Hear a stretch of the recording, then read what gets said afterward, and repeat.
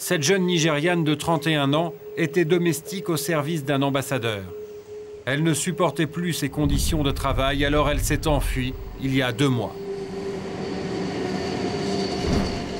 Avec l'aide de Louis Sid, elle a décidé de demander réparation. Tous les deux se rendent aujourd'hui à Berne, la capitale, pour rencontrer l'avocat de l'ambassadeur qui employait Victorine. Ça, c'est tout près de Berne. Ça, c'est le canton de Fribourg. C'est joli, la Suisse. Hein? Aujourd'hui, elle sourit. Avant, elle ne souriait pas. Elle était comme un petit animal blessé qui ne savait pas où se cacher. Victorine est arrivée en Suisse il y a 1 an, dans l'espoir de nourrir ses 4 enfants restés au pays. Depuis, sa vie a viré au cauchemar. C'est dans cette maison qu'elle a travaillé, le domicile privé de l'ambassadeur du Nigeria auprès des Nations Unies. J'ai passé 10 mois ici. Pour moi, c'était terrible dans cette maison. De cette période, Victorine a conservé plusieurs photos. Voilà ce que je cuisinais pour l'ambassadeur et sa femme, tous les samedis et les dimanches matins. Je faisais vraiment tout, le linge, leur passage. Victorine s'occupait aussi des enfants, entretenait le jardin, nettoyait la voiture de l'ambassadeur et fabriquait même les robes que portait son épouse. Elle travaillait sans arrêt. Je commençais à 6 heures du matin jusqu'à 23 heures, minuit, parfois 2 heures du matin.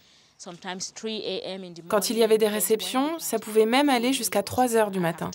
J'étais tout le temps sollicitée. 15 à 18 heures de travail par jour, 7 jours sur 7. Pour 400 € par mois, 4 fois moins que le SMIC d'une domestique à Genève. Victorine devait en plus supporter les colères de la femme de l'ambassadeur.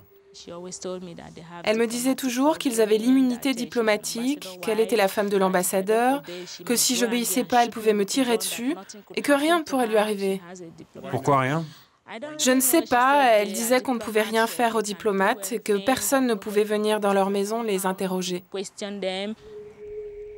Pour obtenir réparation, Victorine et Louis Sid ont rendez-vous avec l'avocat de l'ambassadeur. Nous les suivons en caméra cachée. Face à l'immunité du diplomate, la partie s'annonce difficile. Bonjour, messieurs. Bonjour, monsieur. Monsieur Sid, bienvenue. Enchanté. Prenez place, s'il vous plaît.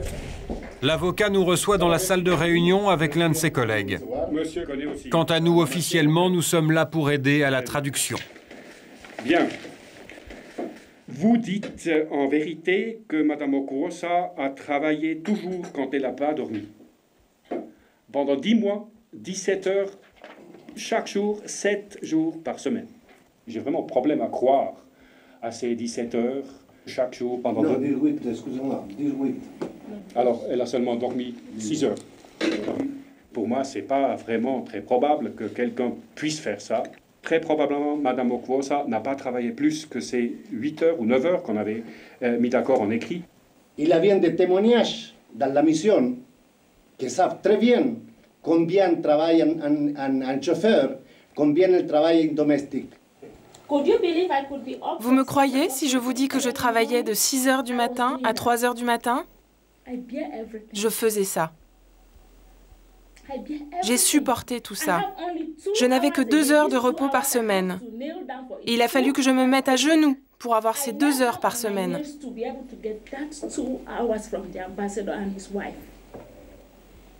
Silence gêné, puis l'avocat tente de reprendre les choses en main.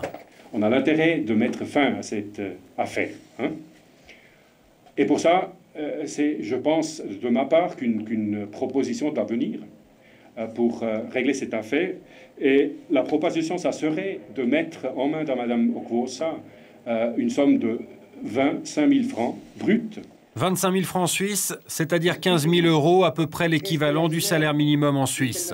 Mais pour Louis Sid, c'est insuffisant, alors il menace de porter plainte contre l'ambassadeur. Ici, nous sommes en face à un contrat usurier. C'est des pénal, l'usure. Alors, monsieur l'ambassadeur, il court le risque, parce que je vais demander le fou dehors des Nations Unies. Je vais demander de le nommer persona non grata. Moi, j'aime pas du tout ce ton.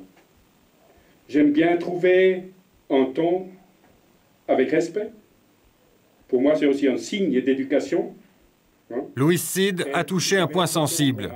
S'il porte plainte, l'ambassadeur a beau avoir l'immunité, l'affaire risque de l'éclabousser et pourrait même lui coûter sa place aux Nations Unies. Alors, une proposition de votre part, M. Cid. Qu'est-ce que vous proposez? Alors, ce que je fais comme proposition, c'est très clair. 2 salaires. Je laisse tomber le reste des heures supplémentaires, on laisse tomber les dimanches, on laisse tomber les jours fériés, on laisse tout tomber. 10 mois de salaire double. Si on reconnaît 16 heures de travail, automatiquement on reconnaît ces 2 salaires. Multiplié par 10, 5 000 multiplié par 10, ça fait combien? Aidez-moi. 50 000. 50 000. Voilà. 50 000 francs suisses, 30 000 euros, c'est 2 fois plus que la proposition de l'avocat. Là, demain, je signe. Demain. Je m'imagine. Je peux imaginer, oui. Voilà, monsieur. Vous êtes organisé avec taxi? Oui, monsieur. Oui, c'est bon, on fait. Merci, bon retour. Merci à vous. Au revoir, monsieur. La réunion a été tendue, mais les choses sont claires. La balle est maintenant dans le camp de l'ambassadeur.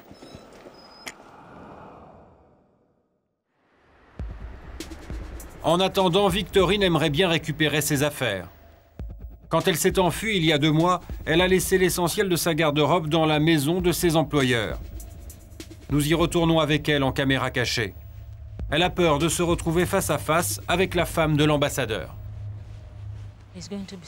Ça va être stressant pour moi.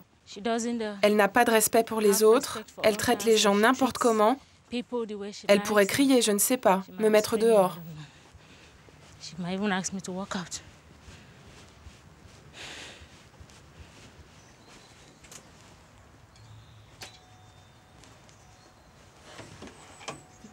C'est l'intendante qui lui ouvre. Elle lui demande de ne pas rester là. So I won't take my things? That I won't take my things? That he's shouting. That I should not enter. So I won't take my things. I should be naked. Yes? Soudain, la femme de l'ambassadeur ouvre la porte. I want to collect my clothes. That's why I came. Please, I'm very sorry. I don't know what you removed, or your things you removed, or your things you left. I don't know. So after 2 months coming back to a residence of an ambassador to say you want to come in and take your things, I don't know. So please, it is better to write the way you have written to me. Write officially that to the mission. Please, write to the mission. So I can't pick my things. That's Not what that you're you saying. can go through the process now. What I'm trying to explain to you is that the process is that En fait, madame, je suis journaliste de France. J'essaie de savoir ce qui s'est passé entre elle et vous. Pouvez-vous m'en parler? no, that's okay. Juste pour comprendre. This is a diplomatic house. You know, we're not supposed to have this forum in my. On peut aller dehors si vous voulez. You know what? There's no room for that now. La conversation tourne court. Nous sommes priés de quitter les lieux. I would like to tell you something. You see, if you would like to Victory, ask anything, will you you meet the ambassador in the office.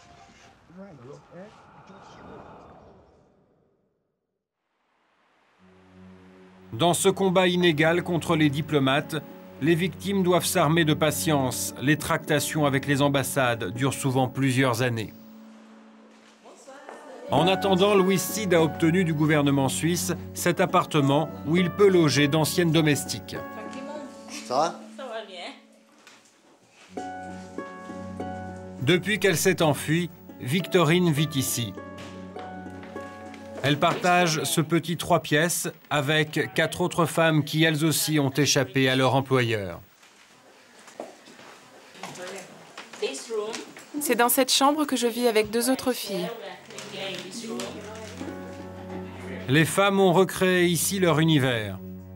Certes, elles sont un peu les unes sur les autres, mais Victorine peut enfin souffler. Au moins, je me sens un être humain ici. Je peux parler avec les gens, je peux aller et venir. Ça va mieux.